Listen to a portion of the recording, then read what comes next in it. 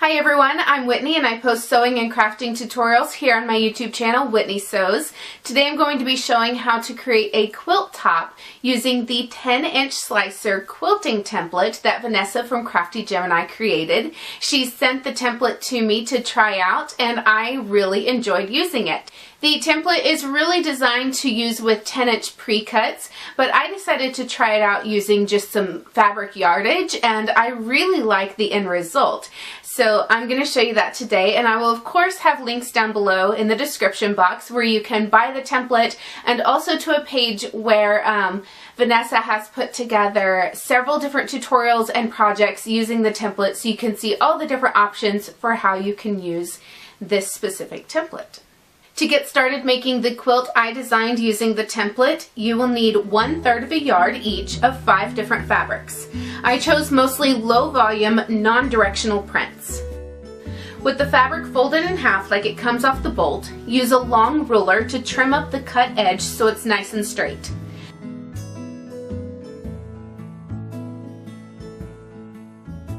Then use the template and your long ruler to measure 10 inches up the fabric and make another cut. You should now have a piece that measures 10 inches by the width of the fabric. Repeat this for all 5 fabrics. Now onto cutting the strips into 10-inch squares. With the fabric still folded in half, trim off the selvages. Use your template or another ruler to measure 10 inches from the newly cut end and trim so you are making 10-inch squares. You can get 4 squares from each strip of fabric. After cutting, make sure you stack all the squares right sides up for later. Once all 5 fabrics are cut, you should have a total of 20 squares. Then it's time to start using the template to create the design. I like to cut my squares 2 at a time to make things go faster, but you can cut them 1 at a time if you are more comfortable that way. I first line the template up along one long side as shown, then cut along the angled side. Then rotate the template to line it up with the opposite long edge. Then I make the second cut.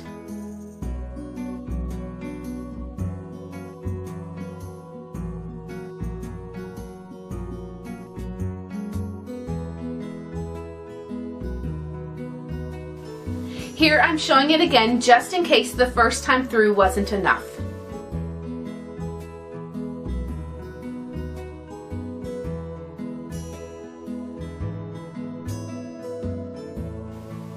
To keep everything sorted and in order, I place each fabric's pieces onto a sheet of cardstock so they are easier to move around. Then I labeled each piece of cardstock with a number between 1 and 5. This will help later with getting the pieces laid out correctly. Okay, so let's get into the layout. I'll be referring to the fabrics by number, and that is based on whatever number you assigned each one from 1 to 5. Row number 1 starts with the left piece of fabric 1, then the right piece of fabric 2. Make sure to leave a space in the middle for the thin slashed piece that will fill in later. Next, the left piece of fabric 2, right then left of fabric 3, right then left of fabric 4, right and left of fabric 5, then the right piece of fabric 1 to finish off the row.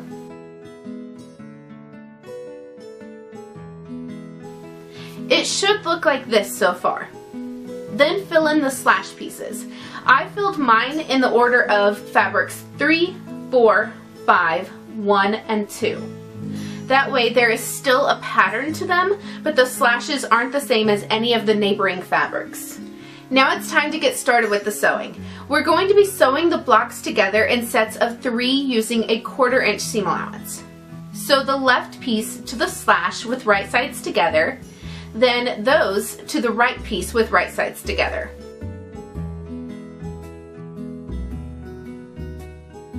I like to put the 3 pieces onto a large ruler or piece of cardstock to take to the sewing machine to keep them from getting mixed up.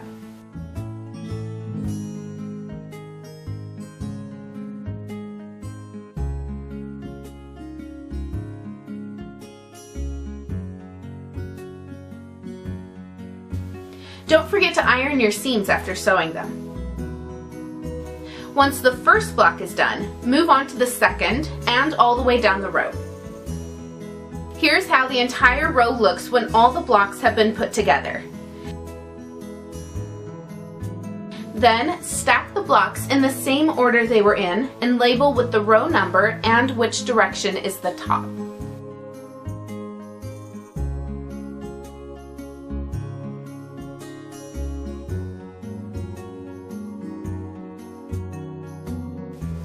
Now onto row number 2. You start with the left piece of fabric 2, then the right piece of fabric 3, left piece of 3, right of 4, left of 4, right of 5, left 5, right of 1, left of 1, and right of 2. The slashes are filled in the order of 4, 5, 1, 2, 3. Then sew the blocks together like before. Once the 5 blocks are sewn, stack and label. Then onto rows 3 and 4, following the same pattern of starting with the fabric numbered the same as the row you were on. Once you have all 20 of your blocks sewn, it's time to sew them into rows. Place the first and second blocks in a row, right sides together, and sew. Each time you add a block to the row, you will be sewing the edges with the same print together.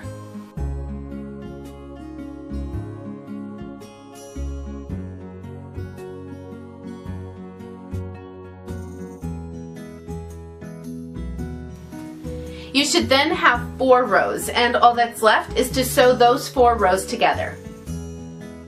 Then your quilt top is complete.